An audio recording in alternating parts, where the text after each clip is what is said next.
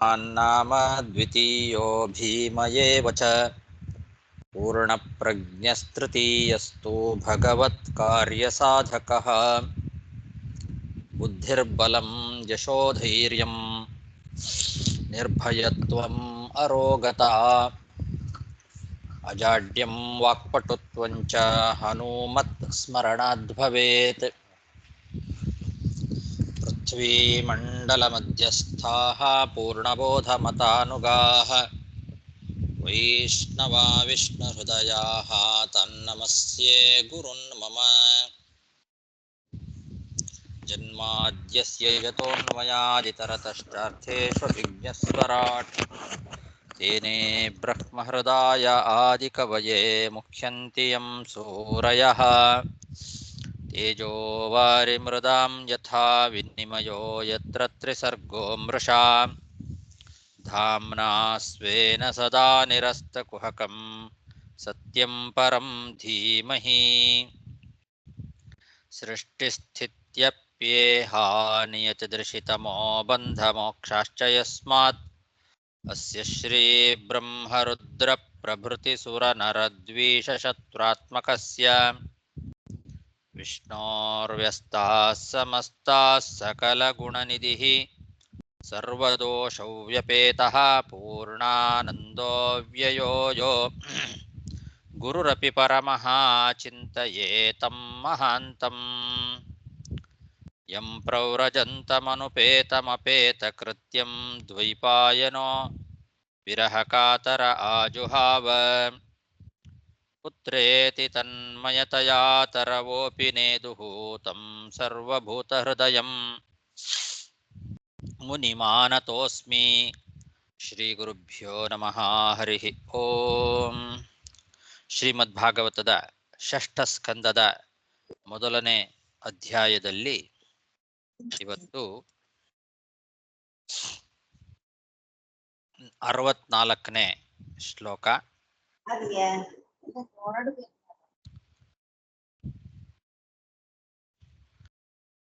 ತಾಮೇವ ತೋಷಯಾಮಾಸ ಪಿತ್ರೇಣಾರ್ಥೇನ ಯಾವತಾ ಗ್ರಾಮ್ಯೈರ್ಮನೋರಮೈಃ ಕಾಮೈಃ ಪ್ರಸೀದೇತ ಯಥಾ ಯಥಾ.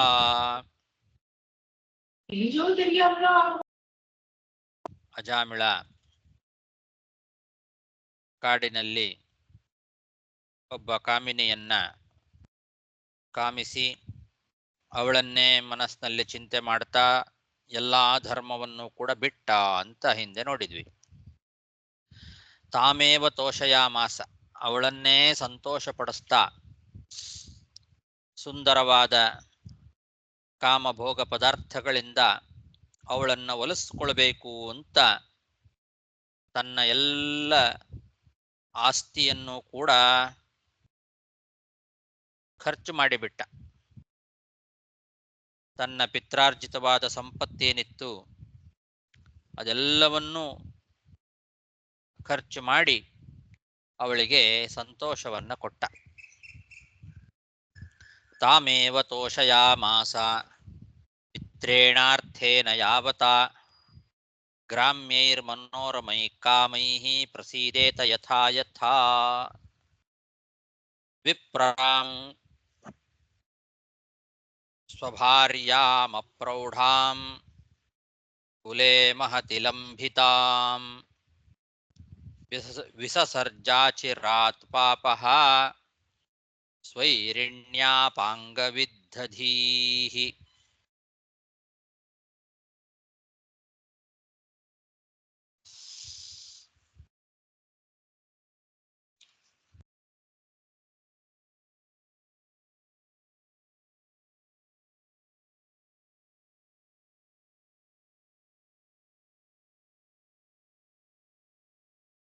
ಆ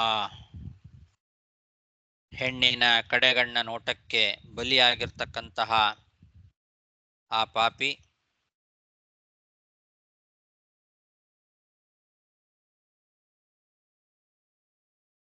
ತನ್ನ ಕೈ ಹಿಡಿದಂತಹ ಹೆಂಡತಿಯನ್ನು ಕೂಡ ಬಿಟ್ಟು ಬಿಟ್ಟ ಅಂತ ಹೇಳ್ತಾ ಇದ್ದಾರೆ. ಅವಳು ಹರೆಯದವಳು, ಯುವತಿಯಾಗಿದ್ಲು, ಒಳ್ಳೆ ಕುಲದಲ್ಲಿ ಹುಟ್ಟಿದ್ಲು. ಅಂಥವಳನ್ನು ಕೂಡ ಆ ಬ್ರಾಹ್ಮಣಿಯಾದ ಹೆಂಡತಿಯನ್ನ ಬೇಗನೆ ಪರಿತ್ಯಾಗ ಮಾಡಿಬಿಟ್ಟ. ಈ ಕುಲಟೆಯ ಕಡೆಗಣ್ಣ ನೋಟಕ್ಕೆ ಬಲಿಯಾಗಿ.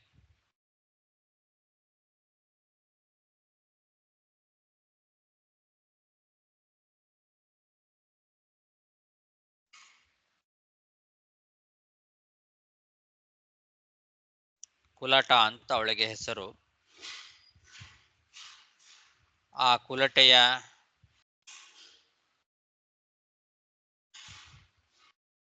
ಅಪಾಂಗವಿದ್ಧದೀಹಿ ಸ್ವೈರಿಣಿ, ಕುಲಟೆ ಎಂಬತಕ್ಕಂತಹ ಹೆಸರಿನ ಸ್ವೈರಿಣಿ, ಅವಳ ಅಪಾಂಗವಿದ್ದ ಧೀಹಿ, ಅವಳ ಕಡೆಗಣ್ಣಿನ ನೋಟ, ಅದಕ್ಕೆ ಬಲಿಯಾಗಿ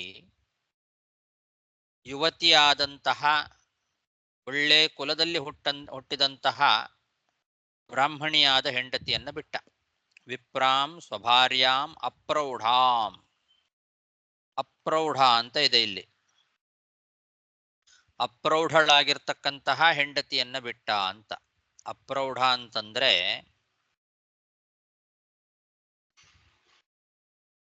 ಇನ್ನೂ 55 ದಾಟಿರ್ಲಿಲ್ಲ ಅಂತ ಅರ್ಥ.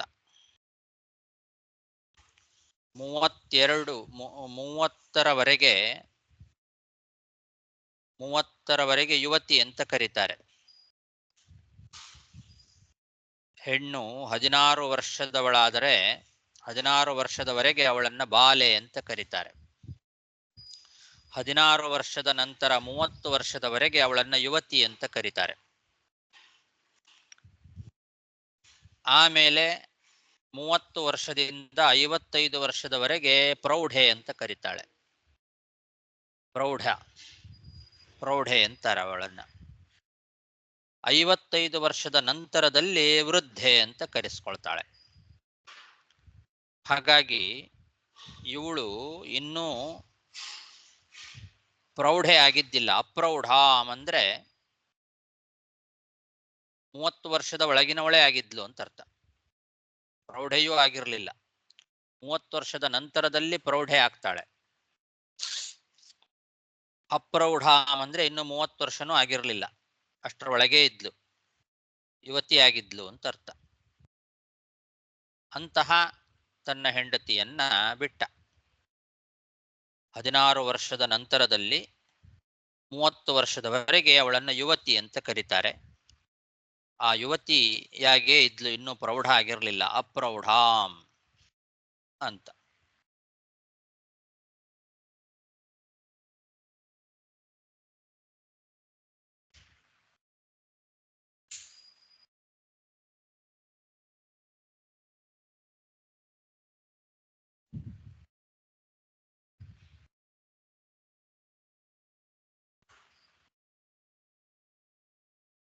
ಅಂತಹ ಬ್ರಾಹ್ಮಣಿಯಾದ ಹೆಂಡತಿಯನ್ನ ಕೂಡಲೇ ಬಿಟ್ಟುಬಿಟ್ಟ.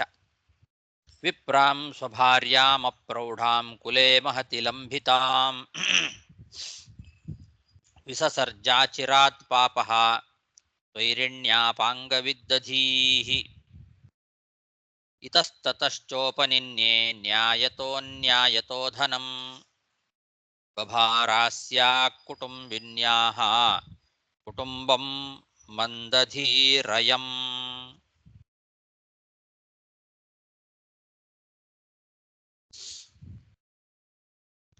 ತಾನು ಮಾಡಿದ್ದೇ ಸರಿ ಅಂತ ತನ್ನ ಮನಸ್ಸಿನಲ್ಲಿ ಅನ್ಕೊಳ್ತಾ ಇದ್ದ.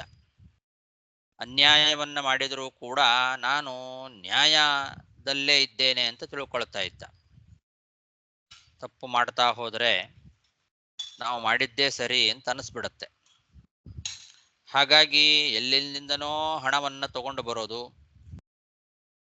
ಅನ್ಯಾಯದಿಂದ ಹಣ ಸಂಪಾದನೆಯನ್ನು ಮಾಡೋದು, ತಂದು ಅವಳಿಗೆ ಕೊಡೋದು.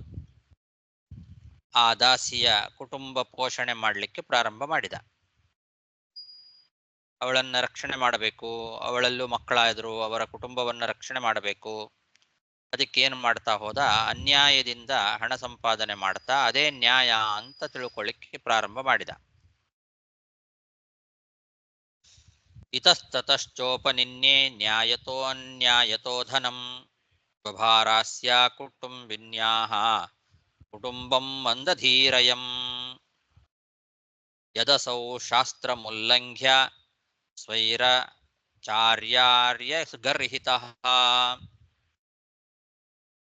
ಅವರ್ತತ ಚಿರಂ ಕಾಲಂ ಅಘಾಯುರಶುಚಿರ್ಮಲಾತ್. ಈ ಅಜಾಮಿಳ ಶಾಸ್ತ್ರವನ್ನ ಎಲ್ಲ ಉಲ್ಲಂಘನೆ ಮಾಡಿಬಿಟ್ಟ. ಶಾಸ್ತ್ರದಲ್ಲಿ ಹೇಳಿದ ರೀತಿಯಲ್ಲಿ ಯಾವ ಕಾರ್ಯಗಳನ್ನು ಮಾಡ್ತಾ ಇರಲಿಲ್ಲ. ಅವುಗಳನ್ನೆಲ್ಲ ಉಲ್ಲಂಘನೆ ಮಾಡಿ ಸ್ವೇಚ್ಛಾಚಾರಿಯಾಗಿ ಬಿಟ್ಟ. ಶಾಸ್ತ್ರಂ ಉಲ್ಲಂಘ್ಯ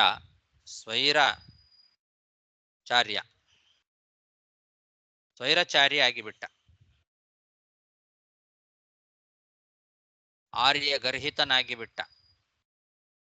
ಪೂಜ್ಯರು ಹಿರಿಯರು ನಿಂದನೆ ಮಾಡಲಿಕ್ಕೆ ಯೋಗ್ಯನಾಗಿ ಬಿಟ್ಟ ಅಂತರ್ಥ. ಆರ್ಯರು ಅಂದ್ರೆ ಪೂಜ್ಯರು, ಹಿರಿಯರು, ಅವರಿಂದ ಗರ್ಹಿತನಾಗಿ ಬಿಟ್ಟ. ಮಾಡಬಾರದ ಕೆಲಸಗಳನ್ನೆಲ್ಲ ಮಾಡಿ ಹಿರಿಯರ ನಿಂದನೆಗೆ ಪಾತ್ರನಾದ. ಸ್ವೈರಾಚಾರಿಯಾಗಿ ಬಿಟ್ಟ, ಸ್ವೇಚ್ಛಾಚಾರಿಯಾಗಿದ್ದಾನೆ, ಶಾಸ್ತ್ರಗಳನ್ನೆಲ್ಲ ಉಲ್ಲಂಘನೆ ಮಾಡಿದ್ದಾನೆ. ಹಿಂದೆ ಬೇಕಾದಷ್ಟು ಒಳ್ಳೆ ಶಾಸ್ತ್ರಗಳ ನಿಯಮಗಳನ್ನು ಪಾಲನೆ ಮಾಡ್ತಾ ಇದ್ದ. ಅಗ್ನಿಹೋತ್ರ ಮೊದಲಾದವುಗಳನ್ನೆಲ್ಲ ಮಾಡ್ತಾ ಇದ್ದ. ಈಗ ಅದನ್ನೆಲ್ಲ ಬಿಟ್ಟು ಬಿಟ್ಟ. ಸ್ನಾನ ಇಲ್ಲದೆ ಮಲದಂತಹ ಅನ್ನವನ್ನ ಊಟ ಮಾಡ್ತಾ ತನ್ನ ಆಯುಷ್ಯವನ್ನ ಪಾಪ ಸಾಧನೆಗಳನ್ನ ಮಾಡೋದ್ರಲ್ಲೇ ಬಹಳಷ್ಟು ಕಾಲ ಕಳೆದು ಬಿಟ್ಟ. ಅಶುಚಿರ್ ಮಲಾತ್ ಅಂತ ಹೇಳಿದ್ದಾರೆ. ಮಲ ಅಂದ್ರೆ ಮಲದಂತೆ, ಮಲಕ್ಕೆ ಸಮಾನವಾದಂತಹ ಅನ್ನವನ್ನ ಊಟ ಮಾಡಿದ ಅಂತ ಅರ್ಥ. ಯಾಕೆಂದ್ರೆ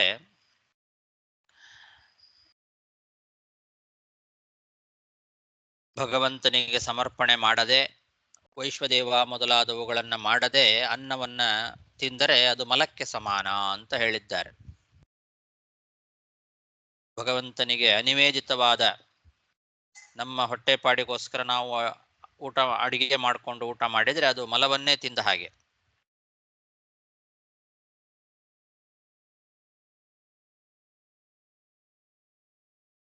ಅಶುಚಿಯಾದಂತಹ ಪದಾರ್ಥ ಅದು. ಅಗ್ನಿಹೋತ್ರ ಮೊದಲಾದವುಗಳನ್ನ ಮಾಡದೆ, ಸಂಧ್ಯಾ ವಂದನೆ, ಸ್ನಾನ ಮೊದಲಾದವುಗಳನ್ನ ಮಾಡದೆ ತಿಂದರೆ ಅಶುಚಿಯಾಗಿ ತಿಂದ ಹಾಗೆ. ಅಶುಚಿಯಾಗಿ ಮಲಕ್ಕೆ ಸಮಾನವಾದಂತಹ ಅನ್ನವನ್ನ ಊಟ ಮಾಡ್ತಾ ತನ್ನ ಜೀವನದ ಆಯುಷ್ಯವನ್ನ ಬಹುಪಾಲು ಕಳೆದು ಬಿಟ್ಟ. ಸ್ನಾನ ಇಲ್ಲದೆ ಊಟ ಮಾಡೋದು, ನೈವೇದ್ಯ ಮೊದಲಾದವುಗಳನ್ನ ಮಾಡದೆ ಅಶುಚಿಯಾಗಿ ಊಟ ಮಾಡೋದು, ಸ್ನಾನ ದಾನ ಮೊದಲಾದವುಗಳಿಲ್ಲದೆ ತಿನ್ನುವ ಅನ್ನ.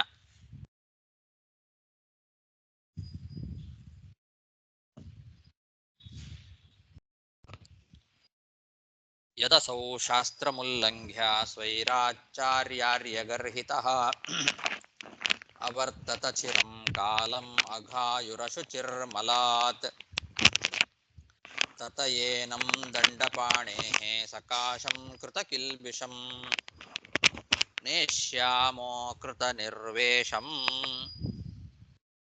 ಯತ್ರ ದಂಡೇನ ಶುದ್ಧ್ಯತಿ. ಅದಕ್ಕೋಸ್ಕರ ಯಮದೂತರು ಹೇಳ್ತಾ ಇದ್ದಾರೆ, ಈ ರೀತಿ ಮಾಡಿದವನು ಈ ಅಜಾಮಿಳ. ಆ ಕಾರಣದಿಂದ ನಾವು ಇವನನ್ನ ಯಮನ ಹತ್ರ ಕರ್ಕೊಂಡು ಹೋಗ್ತಾ ಇದ್ದೇವೆ. ಪಾಪಗಳನ್ನ ಮಾಡಿದರೂ ಕೂಡ ಯಾವುದೇ ರೀತಿಯಾದ ಪ್ರಾಯಶ್ಚಿತ್ತವನ್ನು ಇವನು ಮಾಡ್ಕೊಂಡಿಲ್ಲ. ಅಂತಹ ಇವನನ್ನ ನಾವು ಯಮನ ಹತ್ತಿರ ಕರ್ಕೊಂಡು ಹೋಗ್ತಾ ಇದ್ದೇವೆ. ಅಲ್ಲಿ ಇವನಿಗೆ ಈ ಪಾಪಕ್ಕೆ ತಕ್ಕ ಶಿಕ್ಷೆ ಆಗತ್ತೆ. ಆ ಪಾಪಕ್ಕೆ ತಕ್ಕ ಶಿಕ್ಷೆಯನ್ನ ಅನುಭವಿಸಿ ಆಮೇಲೆ ಇವನು ಶುದ್ಧನಾಗ್ತಾನೆ.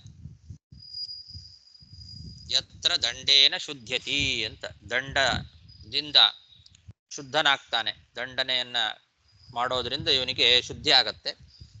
ಆದ್ರಿಂದ ಅಂತಹ ಒಂದು ದಂಡನೆಗೋಸ್ಕರ ಯಮನ ಹತ್ತಿರ ನಾವು ಇವನನ್ನ ಕರ್ಕೊಂಡು ಹೋಗ್ತಾ ಇದ್ದೇವೆ ಅಂತ ಹೀಗೆ ಯಮದೂತರು ವಿಷ್ಣುದೂತರಿಗೆ ಹೇಳ್ತಾ ಇದ್ದಾರೆ. ತತ ಏನಂ ದಂಡಪಾಣೇಃ ಸಕಾಶಂ ಕೃತ ಕಿಲ್ಬಿಷಂ ನೇಷ್ಯಾಮೋ ಅಕೃತ ನಿರ್ವೇಶಂ ಯತ್ರ ದಂಡೇನ ಶುದ್ಧ್ಯತಿ. ಇತಿ ಶ್ರೀಮದ್ಭಾಗವತೆ ಮಹಾಪುರಾಣೇ ಪಾರಮಹಂಸ್ಯಾಂ ಸಂಹಿತಾಯಾಂ ಅಷ್ಟಾದಶಸಾಹಸ್ರ್ಯಾಂ ವೈಯಾಸಿಕ್ಯಾಂ ಷಷ್ಠಸ್ಕಂಧೇ ಪ್ರಥಮೋಧ್ಯಾಯಃ. ಶ್ರೀಕೃಷ್ಣಾರ್ಪಣಮಸ್ತು. 6ನೇ ಸ್ಕಂದದ ಮೊದಲನೇ ಅಧ್ಯಾಯ ಇಲ್ಲಿಗೆ ಮುಗಿತು. ಮುಂದೆ 6ನೇ ಸ್ಕಂದದ 2ನೇ ಅಧ್ಯಾಯ. ಶ್ರೀ ಗುರುಭ್ಯೋ ನಮಃ. ಹರಿ ಓಂ. ಬಾದರಾಯಣಿರುವಾಚ ಏತತ್ತೇ ಭಗವದ್ದೂತಾಃ ಯಮದೂತಾಭಿಭಾಷಣಂ ಉಪಧಾರ್ಯಾಥ ತಾನ್ ರಾಜನ್ ಪ್ರತ್ಯಾಹುರ್ನಯಕೋ ವಿದಾಃ. ಶುಕಾಚಾರ್ಯರು ತಮ್ಮ ಮಾತನ್ನ ಮುಂದುವರಿಸ್ತಾ ಇದ್ದಾರೆ. ಪರೀಕ್ಷಿತ್ ರಾಜನನ್ನ ಕುರಿತು ಶುಕಾಚಾರ್ಯರು ಹೇಳ್ತಾ ಇದ್ದಾರೆ. ರಾಜನೇ, ರಾಜನ್ ಅಂತ ಸಂಬೋಧನೆ ಮಾಡಿದ್ದಾರೆ. ಬಾದರಾಯಣಿ ಅಂದ್ರೆ ಬಾದರಾಯಣರ ಮಗ ಶುಕಾಚಾರ್ಯರು. ಅಲ್ಲೇ ರಾಜ, ನೀತಿ ಮೊದಲಾದವುಗಳನ್ನ ಬಹಳ ಚೆನ್ನಾಗಿ ತಿಳ್ಕೊಂಡಂಥವರು ವಿಷ್ಣುದೂತರು. ನಯಕೋವಿದಾಹ, ನೀತಿಯಲ್ಲಿ ನಿಪುಣರಾಗಿರ್ತಕ್ಕಂಥವರು, ಕೋವಿದರಾಗಿರ್ತಕ್ಕಂಥವರು ವಿಷ್ಣುದೂತರು.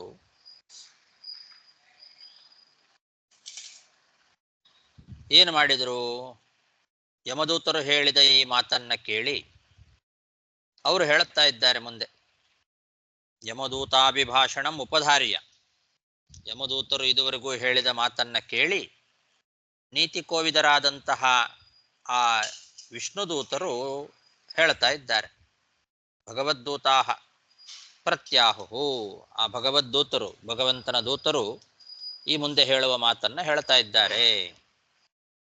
ಏತತ್ತೇ ಭಗವದ್ದೂತಾಃ ಯಮದೂತಾಭಿಭಾಷಣಂ ಉಪಧಾರ್ಯಾಥ ತಾನ್ ರಾಜನ್ ಪ್ರತ್ಯಾಹುರ್ನಯಕೋ ವಿದಾಃ. ವಿಷ್ಣುದೂತಾ ಊಚುಃ ಅಹೋ ಕಷ್ಟಂ ಧರ್ಮದೃಶಾಂ ಅಧರ್ಮ ಸ್ಪೃಶತೆ ಸತಾಂ ಯತ್ರ ದಂಡೇಶ್ವ ಪಾಪೇಷು ದಂಡೋ ಯೈರ್ಧ್ರಿಯತೆ ವೃಥಾ. ವಿಷ್ಣುದೂತರು ಯಮದೂತರನ್ನು ಕುರಿತು ಹೇಳ್ತಾ ಇದ್ದಾರೆ. ಅಹೋ ಕಷ್ಟ, ಎಂಥ ಕಷ್ಟ ಪರಿಸ್ಥಿತಿ ಬಂತಲ್ಲ.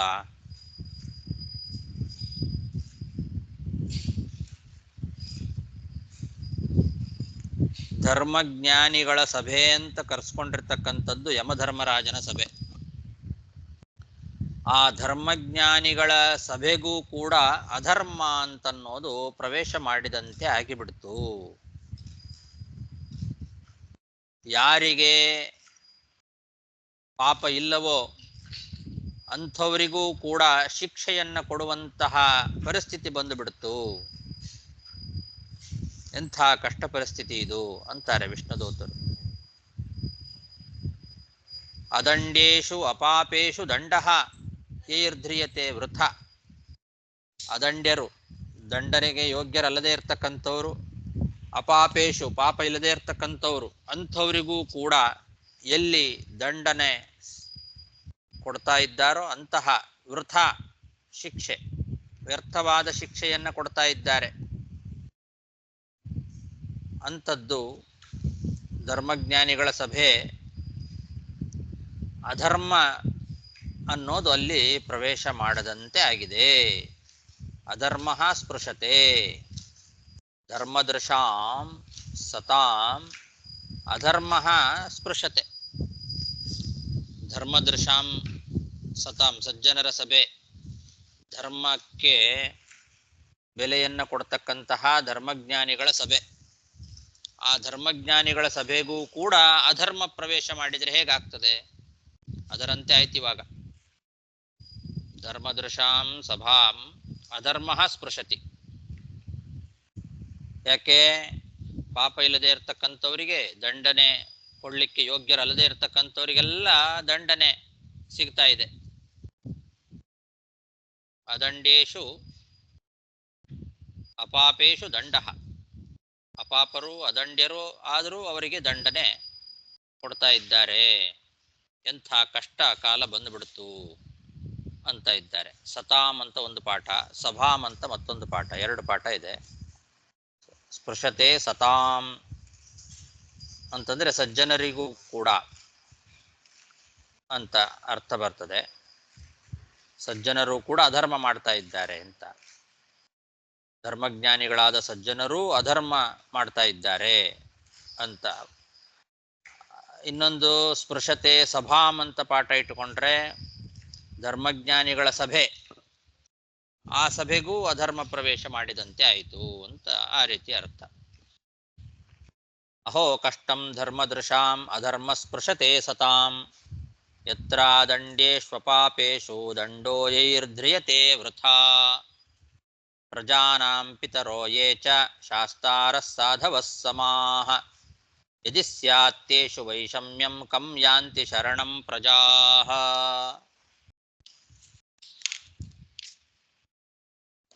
ವಿಷ್ಣುದೂತರು ಹೇಳ್ತಾರೆ, ಯಾರು ಪ್ರಜೆಗಳಿಗೆ ರಕ್ಷಣೆಯನ್ನು ಕೊಡಬೇಕೋ, ತಂದೆಯಂತೆ ಪಾಲಕರಾಗಿ ನಿಷ್ಪಕ್ಷಪಾತಿಗಳಾಗಿ ಶಾಸನವನ್ನು ಮಾಡಬೇಕಾದವರು ಅಂತ ಯಾರಿದ್ದಾರೋ ಅಂತಹ ಸಜ್ಜನರು ಕೂಡ ಪಕ್ಷಪಾತ ಮಾಡಿಬಿಟ್ರೆ, ಪಕ್ಷಪಾತವನ್ನು ಮಾಡದೆ ಸರಿಯಾದ ರೀತಿಯಲ್ಲಿ ಪ್ರಜೆಗಳನ್ನು ರಕ್ಷಣೆ ಮಾಡಬೇಕಾದವರು, ತಂದೆಯಂತೆ ಪಾಲಕರಾಗಿ ರಕ್ಷಣೆಯನ್ನು ಕೊಡ್ತಕ್ಕಂಥವರೇ ಪಕ್ಷಪಾತ ಮಾಡಿಬಿಟ್ರೆ ಪ್ರಜೆಗಳು ಯಾರನ್ನ ತಾನೇ ಶರಣಾಗತರಾಗಬೇಕು? ಹೋಗಿ ಯಾರನ್ನ ನಂಬಿ ಯಾರನ್ನ ಶರಣಾಗತರಾದರೆ ಅವರು ನಮಗೆ ತಂದೆಯಂತೆ ರಕ್ಷಕರಾಗಬೇಕೋ,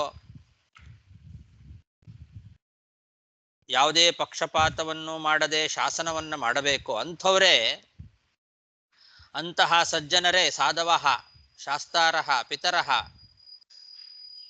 ಸಜ್ಜನರು ನಿಷ್ಪಕ್ಷಪಾತಿಗಳಾಗಿ ಶಾಸನವನ್ನು ಮಾಡಬೇಕಾದವರು, ತಂದೆಯಂತೆ ರಕ್ಷಣೆ ಮಾಡಬೇಕಾದವರೇ ಪಕ್ಷಪಾತ ಮಾಡಿಬಿಟ್ರೆ ಪ್ರಜೆಗಳು ಎಲ್ಲಿ ತಾನೇ ಹೋಗಬೇಕು? ಬೇರೆ ಎಲ್ಲಿ ಹೋಗ್ಲಿಕ್ಕೆ ಸಾಧ್ಯ? ಕಂ ಯಾಂತಿ ಶರಣಂ ಪ್ರಜಾಃ. ಪ್ರಜೆಗಳು ಬೇರೆ ಇನ್ಯಾರನ್ನ ಶರಣಾಗತರಾಗಬೇಕು? ಪ್ರಜಾನಾಂ ಪಿತರೋ ಯೇ ಚ ಶಾಸ್ತಾರಃ ಸಾಧವಃ ಸಮಾಃ ಯದಿ ಸ್ಯಾತ್ತೇಷು ವೈಷಮ್ಯಂ ಕಂ ಯಾಂತಿ ಶರಣಂ ಪ್ರಜಾಃ ಯದ್ಯದಾಚರತಿ ಶ್ರೇಯಾನ್ ಇತರಸ್ತದೀಹತೆ ಸಯತ್ ಪ್ರಮಾಣಂ ಕುರುತೆ ಲೋಕಸ್ತದನುವರ್ತತೆ.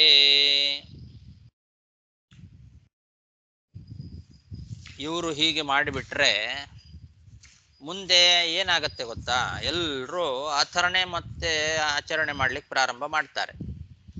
ಲೋಕದಲ್ಲಿ ದೊಡ್ಡ ವ್ಯಕ್ತಿಗಳು ಶ್ರೇಷ್ಠ ವ್ಯಕ್ತಿಗಳು ಅಂತ ಅನಿಸ್ಕೊಂಡವರು ಏನು ಆಚಾರ ಮಾಡ್ತಾರೆ ತೋರಿಸ್ತಾರೋ ಅದನ್ನೇ ಉಳಿದವರು ಮಾಡ್ತಾ ಹೋಗ್ತಾರೆ. ದೊಡ್ಡವರು ಮಾಡಿದ್ದಾರೆ ಅನ್ನೋದೇ ಪ್ರಮಾಣ ಆಗಿಬಿಡುತ್ತೆ ಅವರಿಗೆ.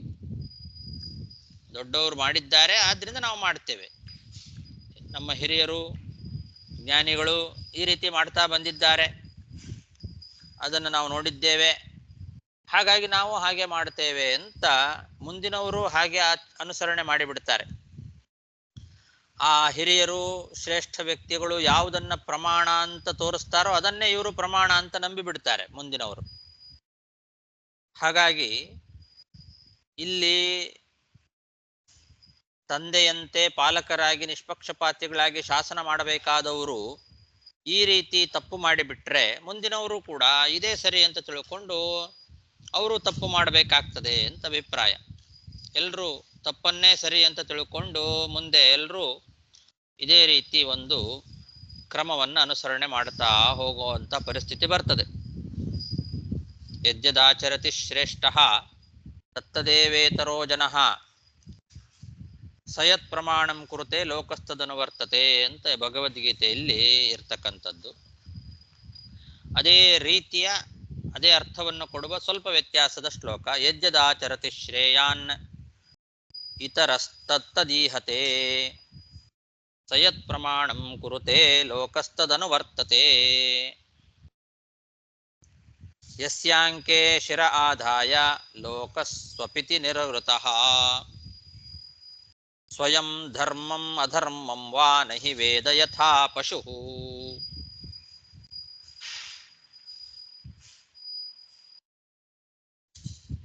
ಜನ ಒಂದು ರೀತಿ ಪಶುಗಳಿದ್ದ ಹಾಗೆ. ಅವರಿಗೆ ಹಿರಿಯರೇ ಮಾರ್ಗದರ್ಶಕರು. ಹಿರಿಯರು ಏನು ಉಪದೇಶ ಮಾಡ್ತಾರೋ ಅದನ್ನ ತಿಳ್ಕೊಳ್ತಾರೆ. ಒಂದು ವೇಳೆ ಹಿರಿಯರ ಉಪದೇಶ ಇಲ್ಲ ಅಂತಾದರೆ ತಾವೇ ಸ್ವತಃ ಧರ್ಮವನ್ನಾಗಲಿ ಅಧರ್ಮವನ್ನಾಗಲಿ ತಿಳ್ಕೊಳ್ಳಿಕ್ಕೆ ಸಾಧ್ಯ ಇಲ್ಲ.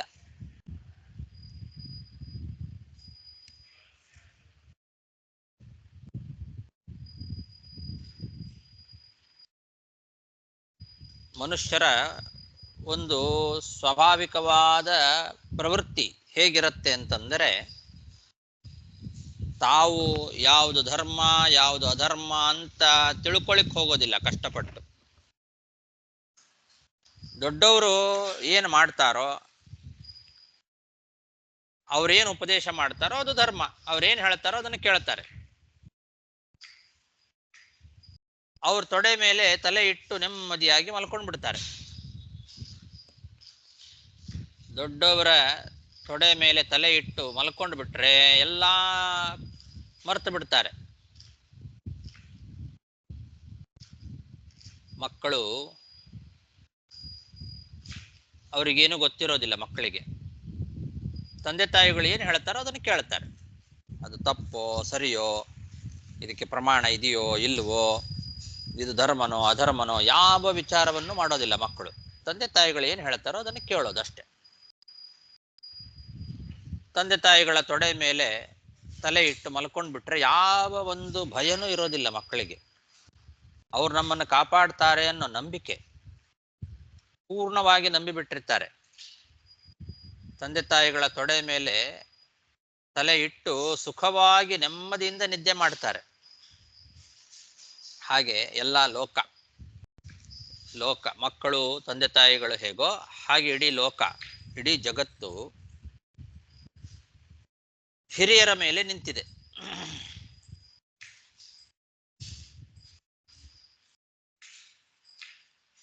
ಶ್ರೇಷ್ಠರು ಅಂತ ಲೋಕದಲ್ಲಿ ಯಾರು ಅನಿಸ್ಕೊಂಡಿದ್ದಾರೋ ಅವರ ಉಪದೇಶ ಇಲ್ಲದೆ ತಾವು ಧರ್ಮಗಳನ್ನ ಅಧರ್ಮಗಳನ್ನ ತಿಳ್ಕೊಳ್ಳೋದಿಲ್ಲ. ಸ್ವಯಂ ಧರ್ಮಂ ಅಧರ್ಮ ನಹಿ ವೇದ ಯಥಾ ಪಶುಹು ಅಂತ. ಪಶುಗಳಿದ್ದಾಗೆ. ಪಶುಗಳಿಗೆ ಧರ್ಮ ಯಾವುದು ಅಧರ್ಮ ಯಾವುದು ಅಂತ ಏನಾರು ಗೊತ್ತಾಗ್ತದ? ಯಜಮಾನ ಹೇಗೆ ಹೇಳ್ತಾನೋ ಹಾಗೆ ಕೇಳ್ತದೆ ಅಷ್ಟೇ. ಆ ಯಜಮಾನ ಈ ಕಡೆಗೆ ಬಾ ಅಂತಂದ್ರೆ ಈ ಕಡೆ ಬರ್ತದೆ, ಆ ಕಡೆಗೆ ಹೋಗು ಅಂದ್ರೆ ಆ ಕಡೆ ಹೋಗ್ತದೆ. ಹೌದು, ಎಲ್ಲಿ ಕಟ್ಟಿ ಹಾಕ್ತಾನೋ ಅಲ್ಲಿ ನಿಂತುಕೊಳ್ತದೆ. ಹಾಗೆ ಪಶುಗಳಿದ್ದ ಹಾಗೆ ಮನುಷ್ಯರು ಹಿರಿಯರ ಉಪದೇಶ ಇಲ್ಲದೆ ತಾವು ಧರ್ಮವನ್ನಾಗ್ಲಿ ಅಧರ್ಮವನ್ನಾಗ್ಲಿ ತಿಳ್ಕೊಳ್ಳೋದಿಲ್ಲ. ಯಾರು ಹಿರಿಯರು ಅಂತ ಅನ್ಸ್ಕೊಂಡಿದ್ದಾರೋ ಅಂತಹ ಶ್ರೇಷ್ಠ ವ್ಯಕ್ತಿಗಳ ತೊಡೆ ಮೇಲೆ ತಲೆ ಇಟ್ಟು ನೆಮ್ಮದಿಯಾಗಿ ನಿದ್ರೆ ಮಾಡಿಬಿಡ್ತಾರೆ. ಸ್ವಪಿತಿ ನಿರ್ವೃತಃ ಲೋಕಃ ಅಂಕೆ ಶಿರ ಆದಾಯ ಅಂತ. ಯಸ್ಯಾಂಕೆ ಶಿರ ಆದಾಯ ಲೋಕಸ್ವಪಿತಿ ನಿರ್ವೃತಃ ಸ್ವಯಂ ಧರ್ಮಂ ಅಧರ್ಮಂ ವಾ ನಹಿ ವೇದ ಯಥಾ ಪಶುಃ ಸಕಥಂ ಹ್ಯರ್ಪಿತಾತ್ಮಾನಂ ಕೃತಮೈತ್ರಮಚೇತನಂ ವಿಸ್ರಂಭಣೀಯೋ ಭೂತಾನಾಂ ಸಘೃಣೋ ದ್ರೋಗ್ಧುಮರ್ಹತಿ. ಹಾಗಾಗಿ ಆ ಶ್ರೇಷ್ಠ ಅಂತ ಅನ್ಸ್ಕೊಂಡವರಿದ್ದಾರಲ್ಲ, ಯದ್ಯದಾಚರತಿ ಶ್ರೇಷ್ಠ ಶ್ರೇಯಾನ್ ಅಂತೇನಿಂದ ಹೇಳಿದ್ರಲ್ಲ, ಈ ಶ್ರೇಷ್ಠ ಅಂತ ಅನ್ಸ್ಕೊಂಡವರು ಜನರಿಗೆ ವಿಶ್ವಾಸ ಪಾತ್ರರಾಗಿರ್ತಾರೆ.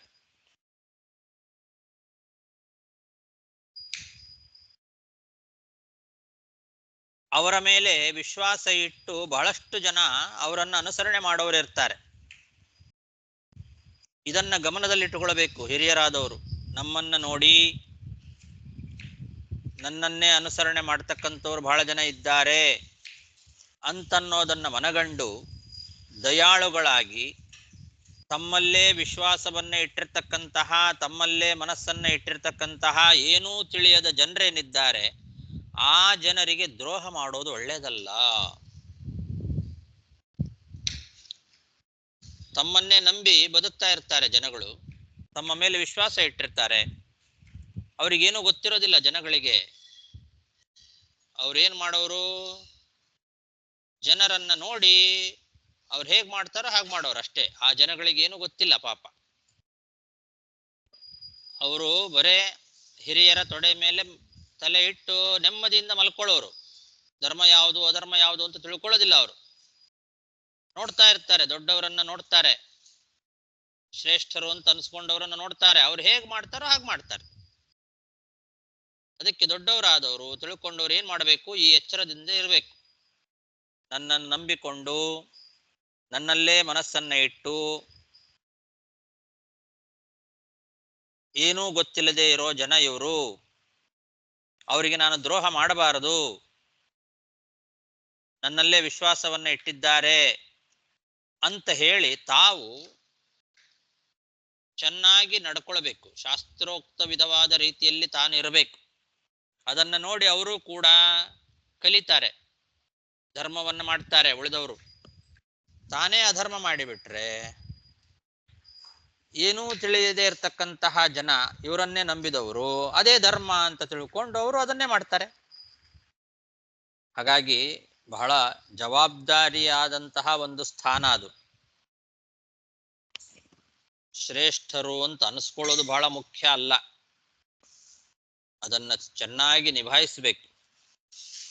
ಆ ಸ್ಥಾನವನ್ನ ಚೆನ್ನಾಗಿ ನಿಭಾಯಿಸಬೇಕು. ನಮ್ಮನ್ನ ನೋಡಿ 4 ಜನ ಕಲಿತಾ ಇದ್ದಾರೆ, ನಮ್ಮನ್ನ ಅನುಸರಣೆ ಮಾಡ್ತಾ ಇದ್ದಾರೆ ಅಂತಂದ್ರೆ ಬಹಳ ಎಚ್ಚರಿಕೆಯಿಂದ ಬದುಕಬೇಕಾಗ್ತದೆ. ನಮ್ಮನ್ನ ನಂಬಿ ಬದುಕುವ ಜನರಿಗೆ ಮೋಸ ಮಾಡಬಾರದು. ದ್ರೋಗ್ಧುಂ ಅರ್ಹತಿ, ಮೋಸ ಮಾಡಿದಾಗ ಆಗ್ತದೆ. ಇಲ್ಲದೆ ಇದ್ರೆ ಅವರಿಗೆಲ್ಲ ಅವರು ಸ್ವತಃ ತಾವೇ ತಿಳ್ಕೊಳ್ಳೋದಿಲ್ಲ. ಸ್ವಯಂ ಧರ್ಮಂ ಅಧರ್ಮಂ ವಾ ನಹಿ ವೇದ. ನೀವು ಓದಬೇಕಾಗಿತ್ತು, ನೀವು ತಿಳ್ಕೊಳ್ಬೇಕಾಗಿತ್ತು, ನನ್ನ ನೋಡಿ ನೀವು ಯಾಕೆ ಮಾಡಿದ್ರಿ ಅಂತ ಹಾಗೆಲ್ಲ ಪ್ರಶ್ನೆ ಮಾಡ್ಲಿಕ್ಕೆ ಬರೋದಿಲ್ಲ. ಅವರು ಪಶುಗಳಿದ್ದ ಹಾಗೆ. ಏನು ತಿಳಿಯದೇ ಇರ್ತಕ್ಕಂಥ ಜನರು ತಾವು ಸ್ವತಃ ಧರ್ಮಾಧರ್ಮಗಳನ್ನ ತಿಳ್ಕೊಳ್ಳೋದಿಲ್ಲ. ಅವರು ಸಯತ್ ಪ್ರಮಾಣಂ ಕುರುತೆ ಲೋಕಸ್ತದನುವರ್ತತೆ. ಹಿರಿಯರು ಏನ್ ಮಾಡ್ತಾರೋ ಅದನ್ನೇ ಅನುಸರಣೆ ಮಾಡ್ತಾರೆ. ಯದ್ಯಜಾಚರತಿ ಶ್ರೇಯಾನ್ ಇತರ ತತ್ತದೀಹತೆ. ಇವ್ರು ಏನ್ ಪ್ರಮಾಣ ಅಂತ ಹೇಳ್ತಾರೋ ಅದನ್ನೇ ನಂಬಿ ಬಿಡ್ತಾರೆ. ಹಾಗಾಗಿ ಅವರಿಗೆ ಮೋಸ ಮಾಡಬಾರದು, ಅವರಿಗೆ ದ್ರೋಹ ಮಾಡಬಾರದು. ವಿಸೃಂಭಣೀಯೋ ಭೂತಾನಾಂ ಸಗೃಣೋ ದ್ರೋಗ್ಧುಮರ್ಹತಿ. ಅಂತಹ ಜನಗಳಿಗೆ ದ್ರೋಹ ಮಾಡಿದಾಗ ಆಗ್ತದೆ. ಹಾಗಾಗಿ ನಾವು ಬಹಳ ಎಚ್ಚರಿಕೆಯಿಂದ ನಡ್ಕೊಳ್ಬೇಕು ಈ ಸ್ಥಾನದಲ್ಲಿರೋರು ಅಂತ ದೇವದೂತರು ಹೇಳ್ತಾ ಇದ್ದಾರೆ. ಸಕಥಂ ಹ್ಯರ್ಪಿತಾತ್ಮಾನಂ ಕೃತಮೈತ್ರಂ ಅಚೇತನಂ ವಿಸೃಂಭಣೀಯೋ ಭೂತಾನಾಂ ಸಘೃಣೋ ದ್ರೋಗ್ಧುಮರ್ಹತಿ.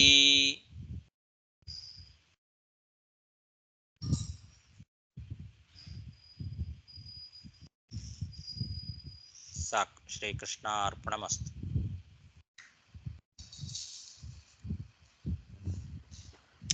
ನಮಸ್ಕಾರ ಗುರುಗಳೇ. ಹರೇ ಶ್ರೀನಿವಾಸ. ನಮಸ್ಕಾರ ಗುರುಗಳೇ.